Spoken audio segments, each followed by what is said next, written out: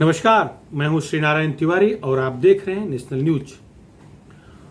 उत्तर प्रदेश के मुजफ्फरनगर में किसान महापंचायत आयोजित करके भाजपा को सबक सिखाने की योजना बना रहे राकेश टिकैत की टिकैती खत्म हो गई लगभग। जिस उद्देश्य से किसान महापंचायत उन्होंने आयोजित किया था वह उद्देश्य ही नहीं पूरा हुआ। वह चाहते थे कि मुजफ्फरनगर लोकसभा क्षेत्र के मुजफ्फरनगर विधानसभा क्षेत्र के बड़े पैमाने पर जाट बिरादरी के लोग वहां आए और उनको अपना चौधरी मान लें। यह उनकी रणनीति थी। यह पूरी तरह से फेल हो गई, पूरी तरह से फ्लॉप हो गई।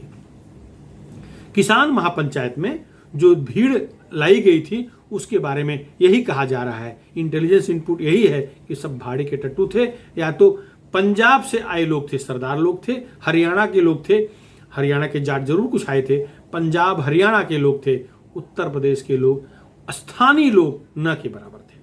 स्थानीय से तात्पर्य मुजफ्फरनगर लोकसभा क्षेत्र, मुजफ्फरनगर के आसपास के इलाकों से है।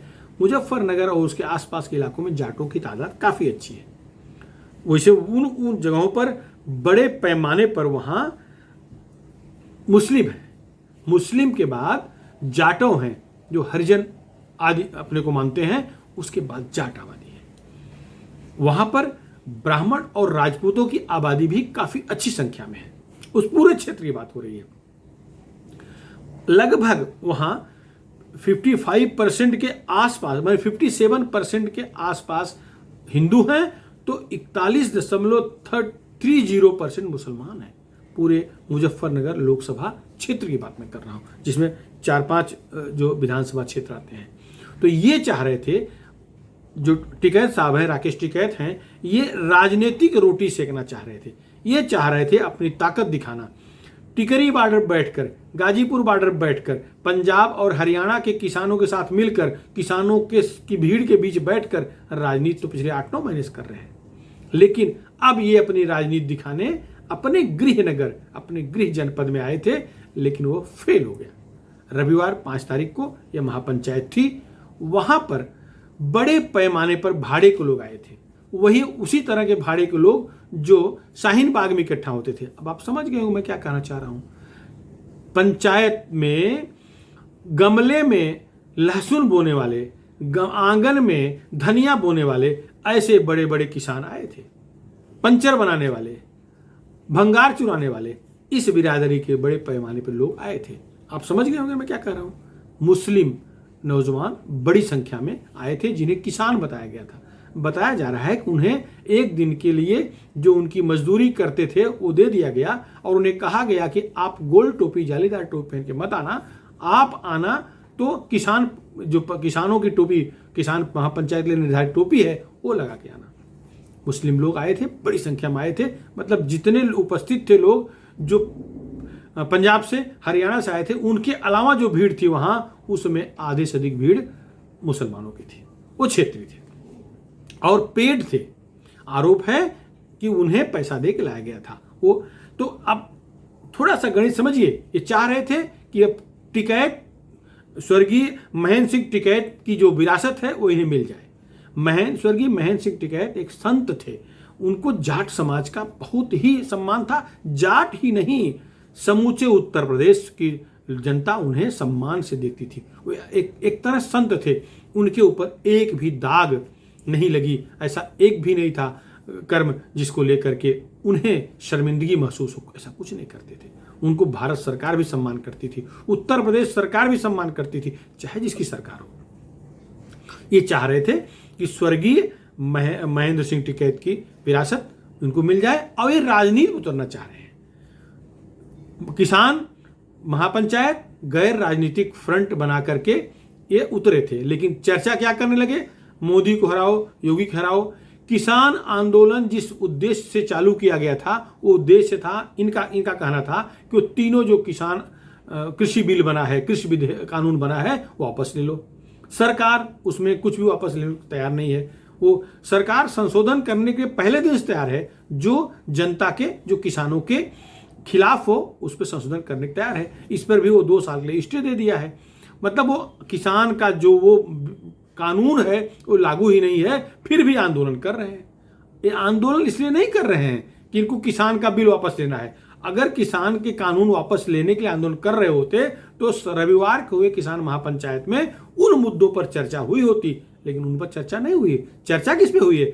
कश्मीर का 370 जो वापस किए हो उसको फिर से दे दो, जो रद्द किए हो 35 ये वापस कर दो, ये चर्चा हो रही है। भाई किसान का उस कश्मीर से क्या लेना देना? पश्चिमी उत्तर प्रदेश किसान का, पंजाब किसान का, हरियाणा किसान का, अथवा भारत के संपूर्ण भारत किसान का उस 370 से क्या लेना देना? और देखिए महापंचायत में नारा क्या लगता है? अल्लाह अकबर। ये महेंद्र सिंह लगा रहे हैं नारा, सॉरी ये राकेश टिकैत नारा लगा रहे हैं, तो नारा लग गया ये। इसके बाद तो वहां जो किसान बैठे थे, जो असली किसान थे, जिन जाट समाज पर इन्हें अपना प्रभुत्व दिखाना था, वो सब नाराज हो गए, उठने लगे। अंत में इन्हें माइक पे कहना पड़ा है भाजपा वाले हैं, ये भाजपा वाले आ गए। अरे स्टेज के पास जो बैठे लोग उठ के जाने लगे, हुटिंग करने लगे, वो क्या भाजपा के लोग थे? भाजपा के लोग अंदर आए कैसे?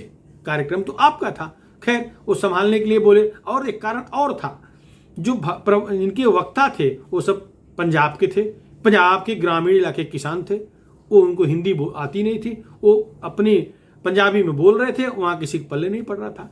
वहाँ जो श्रोता बैठे थे वो सब तो मुजफ्फरनगर उसके आसपास के अधिकांश श्रोता थे, और जो नेता आए थे बसों भर भर के, लग्जरी कारों भर भर के, वो बाहर के थे। तो जो पंजाबी लोग अपनी भाषा में नेता लोग बोल रहे थे वो कोई समझ नहीं पा रहा था, इसलिए उठना शुरू हो गया। तो जिस उद्देश्य से, जिस मुजफ्फरनगर इलाके में अपना प्रभुत्व जमाने के लिए टिकैत ने ये टिकाने की कोशिश की, वो तो फ्लॉप हो गया। अल्लाह अकबर का नारा इनके लिए एक तरह से इनके भविष्य के लिए खतरा बन, किसान के रूप में भविष्य के लिए खतरा बन गया। राजनीतिक रूप में इनके लिए शायद रास्ता खुल गया हो। रीजन, क्योंकि वहां जो बैठे लोग थे वो कौन थे? इन्हें पता था, जिनको बुलवाए हैं। वो गमले में लहसुन पैदा करने वाले, वो आंगन में धनिया मिर्ची बोने वाले, ऐसे बड़े बड़े विशाल किसान थे, पंचर बनाने वाले किसान थे। तो इनको जब लगा कि उनके मन का नहीं बोलेंगे तो हुटिंग हो जाएगी, उल्टा उनके मन का बोले तो असली जो किसान थे, जो 25-50 एकड़ जमीन वाले लोग हैं, 10-5 एकड़ जमीन वाले लोग हैं, जो गन्ना उत्पादक हैं, जो एक्चुअल किसान है, वो नाराज हो गए। एक गणित समझना पड़ेगा कि ये क्यों अल्लाह अकबर का नारा वहां लगा और इससे असली किसान नाराज क्यों हो गए। इसका रीजन है। देखिए वहां एक इतना बड़ा एक हिंदू मुस्लिम दंगा हुआ है वहां कि जो 20 दिन तक चला है। लाशें जलाने के लिए शमशान नहीं मिले थे, लाशें जना कब्रिस्तान भी कम पड़ गए थे, जिस तरह से हत्याएं हुई थी। 20 दिन दंगा चला था। हुआ ये था, एक हिंदू लड़की, 27 अगस्त 2013 की बात है, एक लड़की को एक मुस्लिम लड़के ने उसके साथ कुकृत्य कर दिया। लड़की अकेली थी, 2 लोग थे, कुकृत्य किए। इसके बाद लड़की के सगे मामा के लड़के 2 भाई आए, उनको पता लगा, फिर उस लड़के को पकड़ के वो लोग पीटे, शायद बहुत मारे, बाद में इसकी मौत हो गई। इस खबर को सामने वाली बिरादरी के लोगों को, सामने वाले संप्रदाय के लोगों को मालूम पड़ा, तो वो इकट्ठा होकर दोनों की हत्या कर दी, वहीं निर्मम हत्या कर दी, सबके सामने चौराहे पे उनकी हत्या कर दी। इसके बाद जो दंगा भड़का है तो 20 दिन तक चला है, जिसमें ऑन रिकॉर्ड 62 लोग मरे हैं। उसे बताते हैं कि 3-4 से लोग मर गए थे, 93 घायल दिखाए गए हैं, हजारों घायल थे, ये सच्चाई है। और करीब 1000 लोगों को पुलिस ने पकड़ अंदर डाल दिया। उसमें जो पकड़े गए थे अधिकांश वो जाट लड़के थे, अधिकांश वो राजपूत लड़के थे, अधिकांश वो ब्राह्मण लड़के थे जो पकड़े गए थे। बड़ी संख्या में जाट ही थे। मतलब गिरफ्तार लोगों में मुस्लिम जो पकड़े गए थे वो अलग बात है, उनको पकड़े गए थे। हिंदुओं की जो गिरफ्तारी हुई थी उस समय करीब 70% जाट बच्चे थे, गिरफ्तार हो गए। और चूंकि राज निधर्मी राज था, जिसे कहते हैं निधर्मी हमारे महाराष्ट्र में, वो उस समय कोई सुनवाई नहीं हुई, बस मुसलमान नाराज न हो इस दृष्टिकोण से काम हो रहा था। प्रशासन ने वही काम किया, सेना बुलानी पड़ी है। 20 दिन दंगा चला है। दंगा 17 सितंबर 2013 खत्म हुआ है। 20 दिन चला है और हजारों परिवार एरिया छोड़ के भाग गए हैं। दोनों तरफ के लोग भागे, जहां मुस्लिम बहुल था वहां हिंदू भागे, हिंदू बहुल था मुस्लिम भागे। और एक तरह से वो पूरा इलाका जो है मुजफ्फरनगर का इलाका एकदम से कब्रिस्तान, शमशान, जो शब्द यूज करिए, ऐसा बन गया था। केवल पुलिस की सायरन गाड़ियां और पुलिस के लोग जवान दिखते थे और कोई घर से बाहर दिखता नहीं था। 20 दिन की स्थिति थी। दंगा खत्म होने के बाद सालों लग गए लोगों को सुधरने में। इसके बाद वहां के जाट सब इकट्ठा हुए, वहां के हिंदू पोलराइज हुए तो भाजपा का फायदा हुआ। 2014 के चुनाव में सामने रिजल्ट है, पूरा स्पष्ट बहुमत मिल गया भाजपा को लोकसभा में। योगी की उत्तर प्रदेश विधानसभा का चुनाव हुआ तो 300 सुपर सीट 303 सीटें भाजपा को आ गई, पूरा वहां भाजपामय हो गया। अब ये चाहते हैं वो गणित तोड़ना, एक कांग्रेस का एजेंडा चल रहे हैं टिकैत साहब, वो गणित तो अब वो थोड़ा समझना पड़ेगा कि क्या स्थिति है। वो मुजफ्फरनगर लोकसभा क्षेत्र के बारे में थोड़ी जानकारी देते हैं हम। जैसे उसमें 5 विधानसभा क्षेत्र हैं, बुढ़ाना है, चरथावल है, मुजफ्फरनगर है, खतौली है, सरधना है। यहाँ पर बड़ी आबादी जो है वोटरों की वो मुस्लिम है। बुढ़ाना की बात करें, बुढ़ाना विधानसभा क्षेत्र है, वहां पर 1,27,000 मुसलमान हैं। तो जाटो मायावती को मानने वाले जाटो 55,000 हैं, जाट 40,000 हैं, 21,000 ठाकुर हैं, 17,000 ब्राह्मण हैं, ये प्रमुख, बाकी सब लोग हैं। तो उस चुनाव में ये सब इकट्ठा हो गए, मुस्लिम मुलायम सिंह के साथ, अखिलेश यादव के साथ, कुछ मायावती के साथ, लेकिन बाकी मायावती की अपील भी काम नहीं आई। मायावती क्योंकि उनके बच्चे भी अंदर हैं, काम नहीं आई, वो सब भाजपा के साथ खड़े हो गए।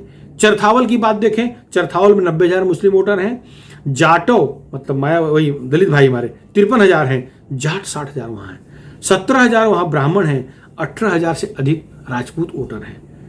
मुजफ्फरनगर में 1 लाख मुस्लिम हैं और 30,000 के आसपास यहाँ जाटो हैं, 19,000 जाट हैं, 13,000 ब्राह्मण हैं, करीब 4,000 राजपूत। ये मैं वोटर की बात कर रहा हूँ। खतौली में 74,000 मुस्लिम हैं, 50,000 के आसपास जाटो हैं, 70,000 यहाँ जाट हैं, 16,000 यहाँ ब्राह्मण हैं, 11,000 मुस्लिम हैं। ऐसे सरधना में 86,000 मुस्लिम हैं, 61,000 जाटो हैं, 66,000 जाट हैं, 14,000 ब्राह्मण हैं, 26,000 राजपूत हैं। 2013 के बाद जो भी चुनाव हुआ, भाजपा बहुत ही इतनी आगे तक चली गई कि अब उसको लौटा पाना सारे राजनीतिक दलों के लिए मुश्किल दिख रहा है।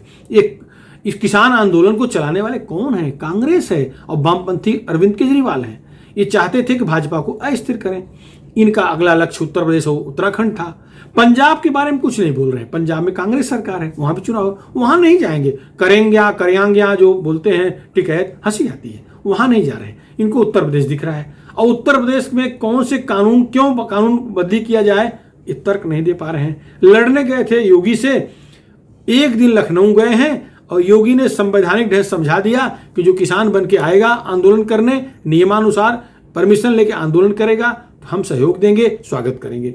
कानून तोड़ेगा तो जिस तरह से कानून तोड़ने पर स्वागत किया जाता है वह स्वागत करेंगे। इसके बाद इनकी फट गई, मुजफ्फरनगर पहुंच गए, दिल्ली में आंदोलन शुरू किए थे, लखनऊ जाने के निकले थे, मुजफ्फरनगर आके बैठ गए, वहां भी फ्लॉप हो गए। एक बात और ध्यान देना होगा कि अगर ये जाटों के सबसे बड़े नेता बनने जा रहे हैं, इससे पहले 2 बार चुनाव लड़े हैं, विधानसभा लड़े, लोकसभा लड़े। विधानसभा निर्दलीय लड़े हैं, जमानत नहीं बची। लोकसभा चुनाव लोकदल माने चौधरी चरण सिंह की पार्टी से लड़े हैं, जमानत नहीं बची है। तो ये तो इनका अपना निजी प्रभाव है। अब चाहते हैं, पता नहीं क्या चाह रहे हैं, कांग्रेस की टिकट पर लड़ेंगे, आम आदमी पार्टी की टिकट पर लड़ेंगे, लेकिन अब तक छुपा के रखे थे कि हमें राजनीति नहीं करना है, लेकिन राजनीति तो रहे हैं। अरे भाई, अगर किसान आंदोलन था, किसानों को तीनों कानून के बारे में चर्चा क्यों हुई? योगी हटाओ, मोदी हटाओ, देश बचाओ, यही नारा लगता रहा। फिर अल्लाह अकबर कहाँ आ गए? अल्लाह अकबर आ गए मतलब चाह रहे हैं ना वो उनका जाट और मुस्लिम एकत्र हो जाएं। इसके पहले अखिलेश यादव, मुलायम सिंह यादव ये प्रयोग करके देख चुके थे, लेकिन 2013 के दंगे के बाद वो प्रयोग नहीं हुआ। योगी सरकार आई तो योगी सरकार ने एक बड़ा काम किया। योगी सरकार ने जो दंगे हुए 2013 में, उनमें 77 केस वापस ले लिया। बहुत बड़ी संख्या में बच्चे छूट गए, केस वापस ले लिया। जिनका सीधा हत्या और इसमें आरोप रहा होगा वो छोड़ के बाकी सारे बच्चे छूट चुके हैं। इसके बाद सुप्रीम कोर्ट मामला पहुंच गया। सुप्रीम कोर्ट में दलील दी गई कि कर्नाटक सरकार ने 62 केस वापस लिया है, तमिलनाडु 4 केस वापस लिया है, तेलंगाना 14 लिया है, केरल 36 लिया है। इस तरह से उदाहरण पहले के हैं, तमिलनाडु सुप्रीम कोर्ट ने भी उसको स्वीकार कर लिया। तो मोदी की अप्रोच और योगी की अप्रोच और हो गई है। योगी सरकार ने काम किया है बराबर। ये सत्ता में आने के बाद जो केस वापस लेने उनको अधिकार होता है, वो अपने नियमानुसार केस को वापस ले लिए। केस को वापस लेने के लिए उन्होंने जो संवैधानिक उनको अधिकार दिए गए हैं, उसके तहत धारा CRPC की धारा 321 के तहत वो केस वापस ले लिए। अब ये सारे बच्चे छूट गए हैं, इनके पूरे परिवार वाले खुश हैं। इससे ये नाराज हैं, दुखी हैं, ये चाहते हैं कि वो उसका श्रेय उनको मिले, जबकि उनकी मांग भी कभी नहीं थी। ये सच है कि ये भी वोटर भाजपा को गए थे, क्योंकि इनके अधिकांश रिलेटिव, इनके अधिकांश परिचित दंगे में आरोपी बन के जेल में थे। तो ये सब साथ थे, निश्चित है कि इनका वोट भाजपा को मिला था।